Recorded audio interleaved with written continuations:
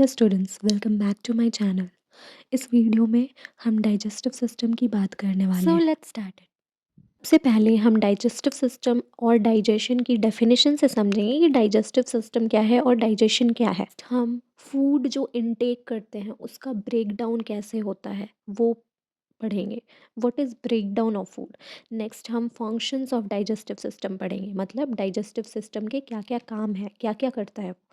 Next हम पढ़ेंगे digestive system की एनाटमी, मतलब कि उसकी बनावट क्या है, उसमें कैसे ऑर्गन्स किस टाइप से अरेंज किए हुए हैं, वो सारी चीज़ें हम पढ़ेंगे। नेक्स्ट हम वॉल्स पढ़ेंगे जीआई ट्रैक्ट के, एलिमेंट्री कैनाल के, मतलब कि वो किस किस लेयर से बना हुआ है। नेक्स्ट हम पढ़ेंगे pathway of food into the GIT, मतलब कि एलिमेंट्री कैनाल में जब हम फूड इनटेक करते हैं तो वो किस तरीके से आगे की ओर बढ़ता है। तो नाउ डाइजेस्टिव सिस्टम है क्या। तो डाइजेस्टिव सिस्टम उन सारे ऑर्गन से मिलकर बना होता है जो फूड को इनटेक करने में हेल्प करता है, उनको स्मॉलर सब्सटेंसेस में ब्रेक डाउन करने में हेल्प करता है। उसके बाद जो उसमें से एसेंशियल न्यूट्रिएंट्स निकलते हैं उनको एब्जॉर्ब करने में हेल्प करता है। उसके बाद उन एसेंशियल न्यूट्रिएंट्स से एनर्जी को यूटिलाइज करने में, ग्रोथ एंड डेवलपमेंट के लिए, टिश्यू के रिपेयरमेंट के लिए, और बाद में जो अनडाइजेस्टेड सब्सटेंस बचते हैं जिनको हम वेस्ट मटेरियल बोल सकते हैं, जो एज फीसेस एनल कैनाल के थ्रू रिमूव करा दिए जाते हैं बॉडी से, उनको ही हम पूरा एक डाइजेस्टिव सिस्टम का नाम दे सकते हैं। What is digestion. डाइजेशन एक ऐसा प्रोसेस है जिसमें फूड पार्टिकल्स का ब्रेक डाउन होता है छोटे छोटे मॉलिक्यूल्स में, ताकि वो सेल्स के द्वारा ब्लड स्ट्रीम में एब्जॉर्ब हो सके, या फिर जो फूड हमने खाया है, जो फूड हमने इंजेस्ट किया है, इंजेस्टेड फूड यानी कि फूड जो हम इंटेक कर रहे हैं उसी को हम इंजेस्टेड फूड कहते हैं। उन इंजेस्टेड फूड का छोटे छोटे मॉलिक्यूल्स में ब्रेक डाउन करना मैकेनिकल और केमिकल प्रोसेस के द्वारा, उसी को हम डाइजेशन कहते हैं। Now what is mechanical and chemical process. Mechanical digestion मतलब कि ऐसा फिजिकल प्रोसेस जिसमें फूड के लार्ज पीसेस का ब्रेक डाउन होता है बिना उसके केमिकल कंपोजिशन को चेंज किए हुए। मतलब कि अगर हम सिंपल लैंग्वेज में इसको समझने की कोशिश करें तो simply mastication of food in are oral cavity, in are buccal cavity, या फिर इन आर माउथ। जब हम अपने ओरल कैविटी में फूड को इनटेक करते हैं, उसको चबाते हैं, ठीक है, यानी कि मैस्टिकेशन ऑफ फूड यानी कि चबाना, चूइंग, या फिर चर्न करना उसको, और एक तरीके से उसको बॉलस में कन्वर्ट करना ही मैकेनिकल डाइजेशन कहते हैं। केमिकल डाइजेशन, सो केमिकल डाइजेशन भी सेम है। उसमें क्या है, फूड को ब्रेक डाउन करना है।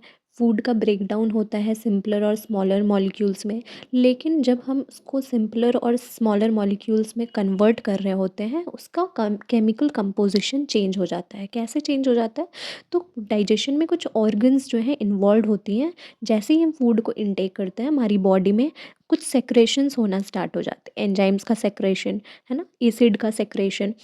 ये सारी चीज़ें क्या करती है, फूड को स्मॉलर मॉलिक्यूल्स में जब कन्वर्ट हो रख करना होता है तो ये एंजाइम्स जो है उनकी केमिकल कंपोजिशन को चेंज कर देती है ताकि वो हमारी बॉडी में एब्जॉर्ब हो सके। That is chemical digestion. Now moving to the next point which is functions of digestive system. Digestive system के क्या क्या फंक्शंस हैं।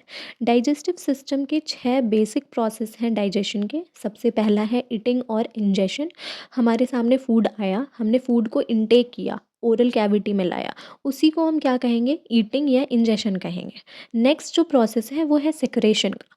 जब हम फूड को ओरल कैविटी में लेते हैं तो हमारे मुंह में, ओरल कैविटी में ये या फिर बकल कैविटी में क्या होता है, सलाइवा का सेक्रेशन होता है। या फिर जैसे ही हमें हमारे सामने फूड रहता है और हमें स्मेल आता है, उसका फूड का स्मेल आता है, तो हमारे स्टमक में एसिड का सेक्रेशन तभी से स्टार्ट हो जाता है। तो जब हम फूड को इनटेक करते हैं हमारी बॉडी में कुछ सेक्रेशंस होना स्टार्ट होती हैं, उसी वो जो है वो दूसरा प्रोसेस कहलाता है। नेक्स्ट जो प्रोसेस है वो है मिक्सिंग एंड प्रोपल्शन। हमारा पहला प्रोसेस क्या था, ईटिंग और इंजेशन, मतलब हमारे सामने फूड आया, हमने फूड को इनटेक किया माउथ के द्वारा, ओरल कैविटी के द्वारा, ठीक है। जैसे ही हमने उसको ओरल कैविटी में लिया, हमारे मुंह में, हमारे ओरल कैविटी या बकल कैविटी में सलाइवा का सेक्रेशन हुआ। सलाइवा का सेक्रेशन होते ही हमने क्या किया, फूड को सलाइवा के साथ मिक्स करना स्टार्ट किया। That is mixing.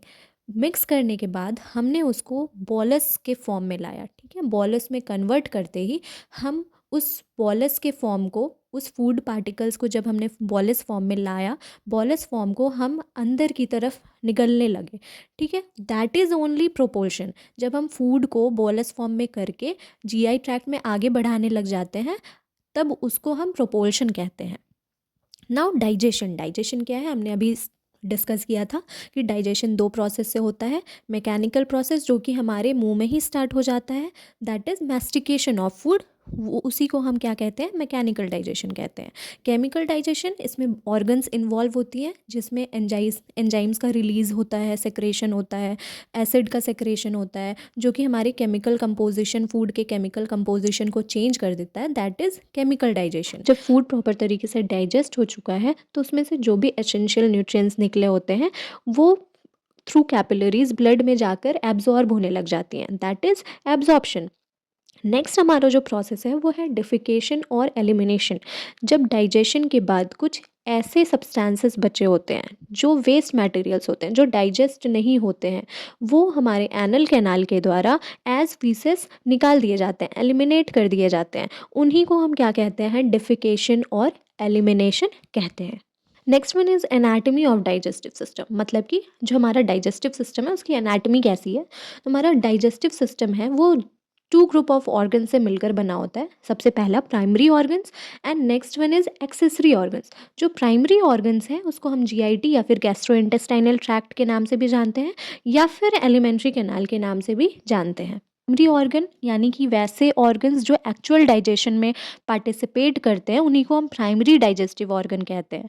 अब अगर हम इसकी लेंथ की बात करें तो ये एक कंटिन्यूअस ट्यूब होता है। गैस्ट्रोइंटेस्टाइनल ट्रैक्ट जो प्राइमरी ऑर्गन्स होते हैं, वो एक पूरा एक कंटिन्यूअस लॉन्ग ट्यूब होता है, जो कि लगभग 5 से 7 मीटर का होता है, हमारे माउथ से लेकर एनस तक। लेकिन अगर इसी लेंथ की बात हम एक डेड ह्यूमन बॉडी पे करें, तो उसकी जो लेंथ होती है वो 7 to 9 मीटर होती है, यानी कि 23 से 30 फीट का वो जीआई ट्रैक्ट देखा जा सकता है। लेकिन एक जिंदा व्यक्ति में वो 5 से 7 मीटर का ही होता है। ऐसा क्यों? क्योंकि जो एक जिंदा व्यक्ति में जो लिविंग पर्सन होता है, उनमें जो मसल्स होती हैं वो कॉन्ट्रैक्टेड होती हैं। इसकी वजह से ही उनका जो लेंथ होता है वो शॉर्टर होता है in comparison to dead human body. Now what is accessory organs?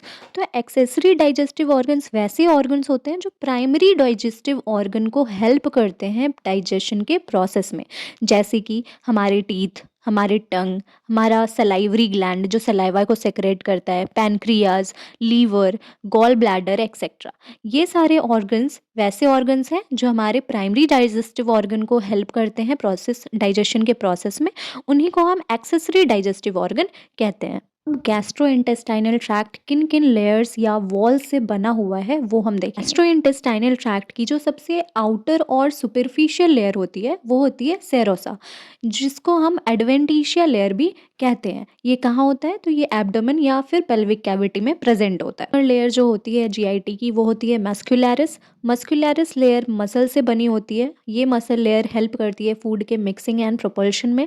Bye peristalsis, peristalsis क्या है? तो पेरिस्टालसिस एक वेव लाइक मूवमेंट होता है जो कि एलिमेंट्री कैनाल में हो रहा होता है इनवॉलेंटरली, ताकि फूड का प्रोपल्शन प्रॉपर तरीके से हो पाए। और लेयर जो होती है वो होती है सब म्यूकोसा लेयर। ये लेयर कनेक्टिव टिश्यू से बनी होती है। ये म्यूकोसा और मस्कुलरिस लेयर के बीच में प्रेजेंट होती है और उन दोनों को एक दूसरे से बांध कर रखने में हेल्प करती है, एक्सेप्ट माउथ एंड फेरिंग्स, ये वहाँ पे ये फंक्शन नहीं करती है। हमारा जो सबसे इनर मोस्ट लेयर होता है वो होता है म्यूकोसा। ये लेयर जो है वो stratified squamous epithelium and columnar epithelium से बना होता है। Stratified squamous epithelium mouth, pharynx, upper part of oesophagus, मतलब कि ईसोफेगस का अपर पार्ट और एनल कैनाल को कवर करता है। और जो कॉलमनर एपिथेलियम होता है वो ईसोफेगस के लोअर पार्ट को, स्टमक को और इंटेस्टाइन को कवर करता है। म्यूकोसल लेयर सबसे इनर मोस्ट लेयर होने की वजह से फूड के टच में भी रहती है। और इसके 3 टाइप्स होते हैं, epithelial lining, lamina propria and muscularis mucosa. इस इमेज के थ्रू हम क्लियरली समझ सकते हैं, देख सकते हैं कि जो सेरोसा या एडवेंटिशियल लेयर है वो सबसे सुपरफिशियल लेयर होती है, यानी कि सबसे आउटर लेयर होती है। ये सबसे टफ और फाइब्रस लेयर भी होती है, जो वहाँ के यानी कि एब्डोमेन के ऑर्गन्स को प्रोटेक्ट करती है। इसके 2 लेयर्स भी होते हैं, parietal layer and visceral layer. Parietal layer जो है एब्डोमिनल वॉल को लाइन करती है एक तरीके से, और ये सबसे आउटर लेयर होती है। विसरल लेयर जो होती है वो इनर लेयर होती है, जो पेल्विक कैविटी या एब्डोमिनल वॉल के अंदर में जो ऑर्गन्स होते हैं उनको कवर करती है। इन 2 लेयर्स के बीच में एक सेरस फ्लूइड भी प्रेजेंट होता है, जो घर्षण यानी कि फ्रिक्शन को प्रिवेंट होने से रोकता है। जो हमारा मस्कुलैरिस लेयर है वो स्टमक को छोड़ के पूरा GI tract 2 layers of smooth muscle से बना होता है। जो आउटर होता है वो लॉन्गिट्यूडनल होता है और जो इनर होता है वो सर्कुलर होता है। तो हमारा स्टमक है वो stomach 3 layers of smooth muscle से बना होता है। इनर ऑब्लिक होता है, middle circular and outer longitudinal. हमारे माउथ, फेरिंग्स और ईसोफेगस के upper part external anal sphincter के मसल्स होते हैं, वो स्केलेटन मसल से बने होते हैं, जो कि वॉलेंट्री मसल्स होती है। वॉलेंट्री मसल्स यानी कि जिनको हम खुद से कंट्रोल कर सकते हैं, और रेस्ट जो जीआई ट्रैक्ट की मसल्स होती हैं वो स्मूथ मसल से बनी होती है, जो कि इनवॉलेंट्री इन नेचर होती है, जिनको हम खुद से कंट्रोल नहीं कर सकते हैं। सब म्यूकोसल लेयर हमने पढ़ाई कि ये मस्कुलर और म्यूकस लेयर के बीच में प्रेजेंट होती है। इनमें कुछ ब्लड वेसल्स, लिम्फेटिक वेसल्स और नर्व्स भी पाए जाते हैं।